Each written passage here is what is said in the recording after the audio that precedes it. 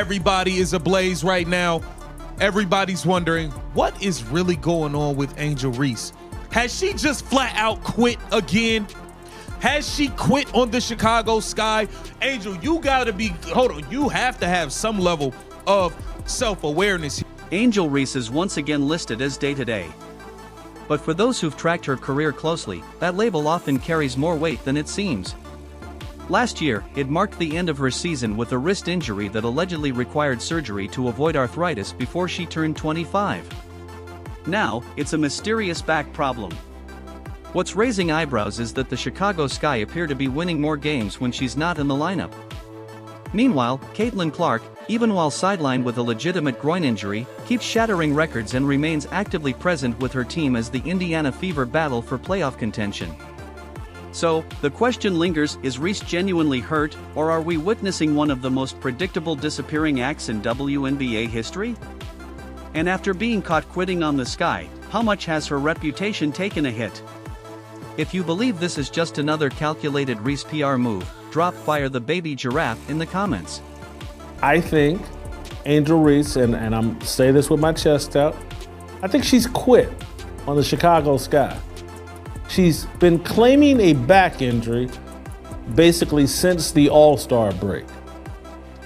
And there's no details. Every day we hear that Angel Reese is day-to-day. And every week there's no update on what she's struggling with, what she's doing. There's nothing. There's no information about Angel Reese. I think she's quit on this season.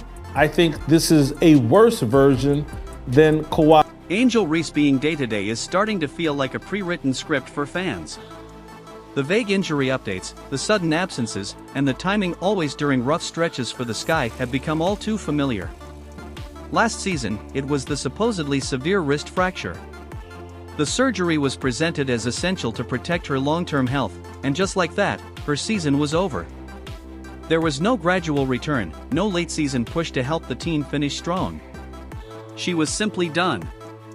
Hey, look, bruh, you gotta remember, she quit in Unrivaled. She just stopped playing in Unrivaled. Said she was hurt, didn't show up for the championship game, didn't even show up and watch. Last season, she claimed her wrist was messed up, didn't finish playing in none of the games. Now, this year, she's saying this season, it's her back. It looked like she's not finishing playing in none of the games. The Sky needs you. The Chicago Sky, you guys are the gum on the bottom of the shoe of the league. They need Angel Reese to play in games. Angel, where you at? Where are you at, Angel? This is nuts. Now the sequel has arrived, a mysterious back injury. Once again, there's no clear timeline, no detailed medical explanation, just the vague note that it flared up during yet another tough period for Chicago. If you look at the schedule, you can almost map it out. The losses start stacking up, the pressure mounts, and then she's suddenly out, not in uniform, not even on the bench.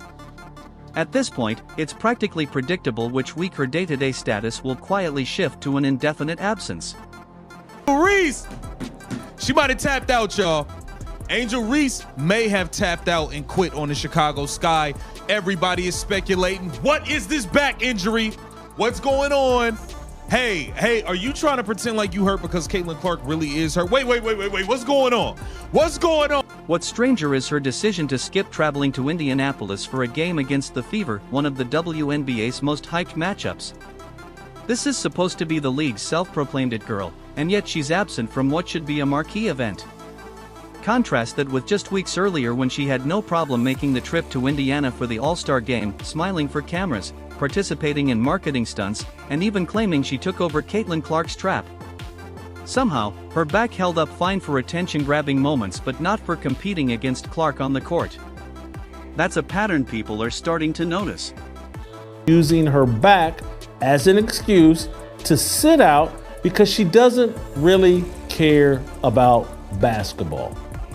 I think she looks over at Caitlin Clark and says, hey, Caitlin Clark is out with a legitimate injury. I proved my point before the All-Star game when I went on a 10-game run trying to justify being on the All-Star team. When that first ballot came out, when the first voting results came out about the All-Star game and I was 13th, holy cow, Angel Reese panicked, started playing hard, tried to put up some stats to justify being on the All-Star team, did that, and now she said, hey, the Chicago Sky sucked this year. Peace. Naturally, speculation runs wild. Is she avoiding games that could damage her brand? Is she protecting her stats by skipping matchups where she might be exposed? The conversations aren't flattering. Some commentators are outright saying she shut it down for the season. The verdict from many insiders, she's quit. She identified once they lost Vandersloot, their point guard, early in the year, and once they started getting their brains beat in, hey, we're not going to win anything this year. I'm not putting these L's on my resume.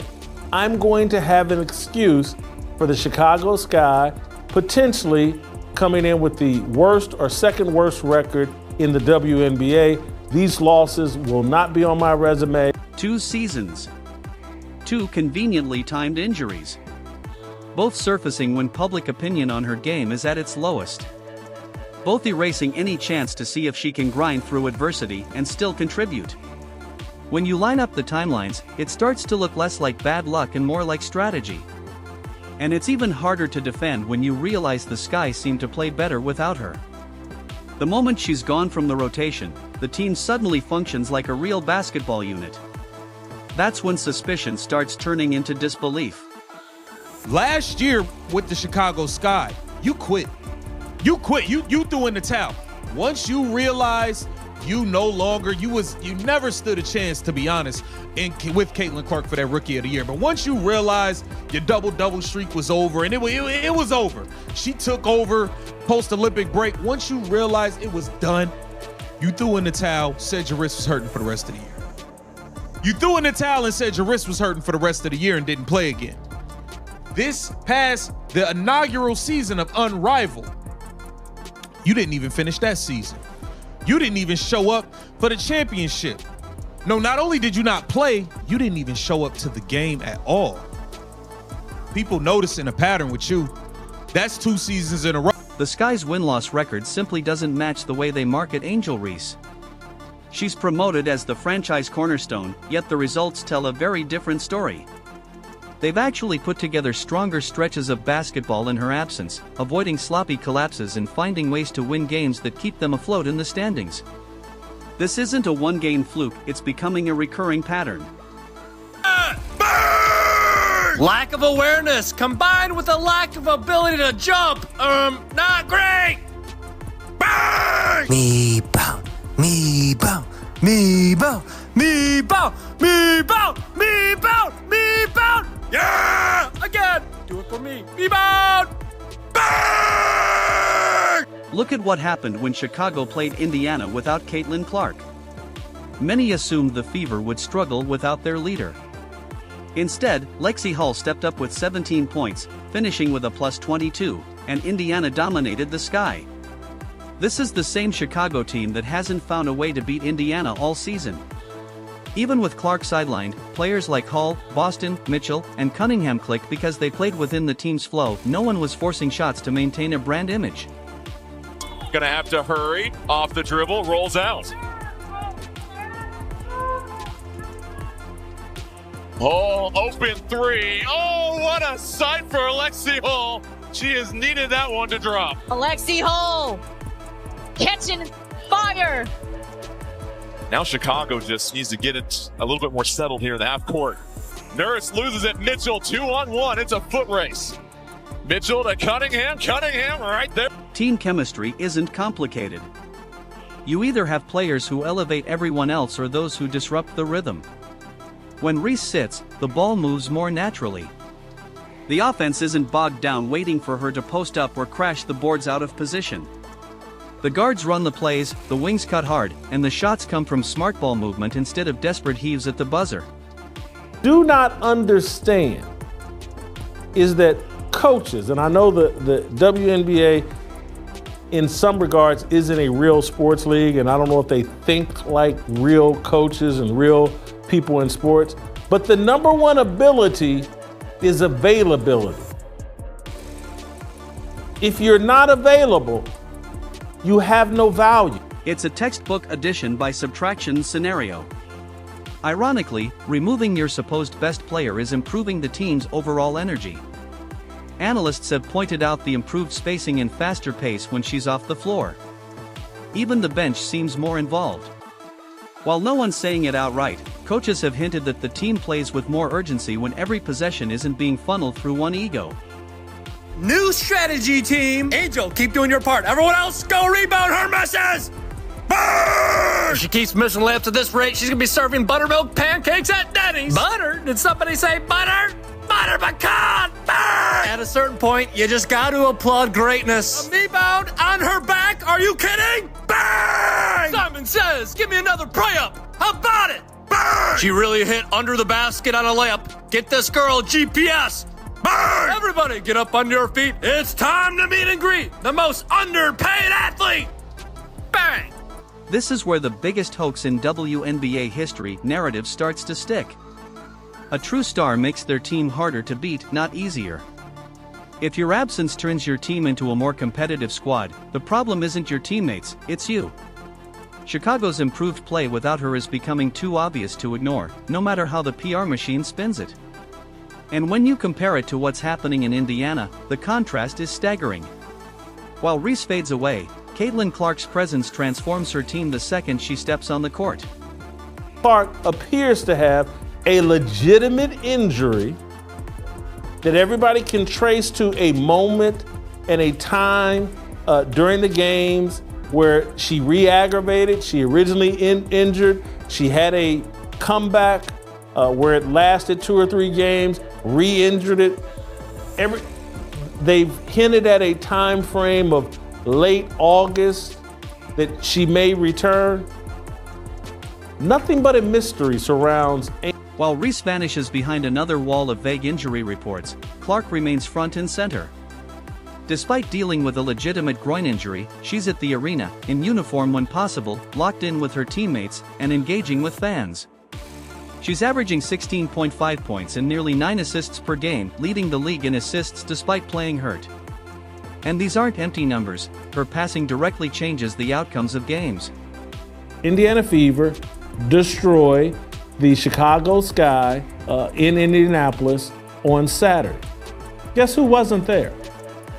Angel Reese. Angel Reese declined to travel to Indianapolis, and her coach came out and said something about, she's just focused on her rehab right now, and, she's day to day. We've never had an explanation on what caused the back injury, what's a time frame for her recovery. It's similar to so-and-so's back injury. This is something she struggled with here or there. All we've heard is day to day, and Angel Reese has disappeared. The injury hasn't slowed her from breaking records, and unlike certain players taking extended day-to-day breaks, Clark still travels with her team. She's on the bench, breaking down plays, encouraging teammates, and staying fully engaged whether she's on the floor or not. That's a level of commitment you can see, and more importantly, her team feels it. I think we've shown all season long, they're resilient, they're connected, they pull for each other, they enjoy one another, they celebrate one another, and that stuff alone is good for 10 to 12 points a game. And for this group, the way that they share the ball, how unselfish they are. I mean, I'm really proud of them. It's not been ideal circumstances all season long, but they've shown the character of who they are. They've been resilient. They've responded to adversity, and they continue to elevate one another. And I couldn't be more proud of this group than I am at. The results speak for themselves. The Fever are 4-0 against Chicago this season, winning with or without Clark in uniform. Clark sets the tone, but she's not doing it alone. Aaliyah Boston locks down the paint, Kelsey Mitchell is a reliable scoring weapon, Sophie Cunningham adds toughness, Lexi Hull provides critical minutes, and Natasha Howard brings veteran leadership most franchises would love to have. The Fever are being built around Clark's style, and it's working. Folks, yet again, the Indiana Fever face the Chicago Sky, and yet again, we whoop that. Oh boy. 92-70, it was a whole part. Clark talks openly about chasing multiple championships, and you can see it in her connection with her roster. That's why ratings spike when she plays and dip when she doesn't. Meanwhile, Reese's absences barely make waves outside Chicago. Clark's reliability is magnified by Reese's inconsistency, making the gap between them in both performance and presence impossible to ignore. What is the back injury? Everybody's questioning it now, and this will be a third straight season where Angel Reese did not finish playing in games, where she just stopped. She just stopped. Some of these injuries, we saw the injuries. We didn't see what happened. What happened? This is bad. The contrast couldn't be sharper. Chicago continues cycling through instability, inconsistent performances, and an over-reliance on marketing a player who's in street clothes as often as a jersey. Indiana's front office, on the other hand, is building steadily, adding complementary pieces without scrambling for quick fixes. It's a lot about who we have as human beings. That was one of the things that we made a priority in the offseason of, who we bring into this organization. Number one, quality human beings, selfless human beings that want to pull for one another, that understand. We have this depth for a reason, and sometimes it creates challenges getting people on the floor. But in situations like this is why you have it. And I'm just, she's right. I mean, as a pro. And as a pro coach, this is one of the most connected. The Fever's mix of young talent and seasoned veterans is deliberate. Clark's playmaking not only sets records but also maximizes her teammates' strengths. Their style is fast, efficient, and winning. While Chicago spends its seasons managing drama, Indiana is quietly becoming a contender. And here's the irony: every time Reese disappears, Clark's stock rises even higher. Fans can see who's truly showing up, leading, and pushing their team forward. If you care about the future of the WNBA, the Fever are the team to watch. They have the talent, the plan, and the leader who doesn't vanish when the pressure's on. Indiana is building a legacy. Chicago is spinning excuses. The choice is obvious.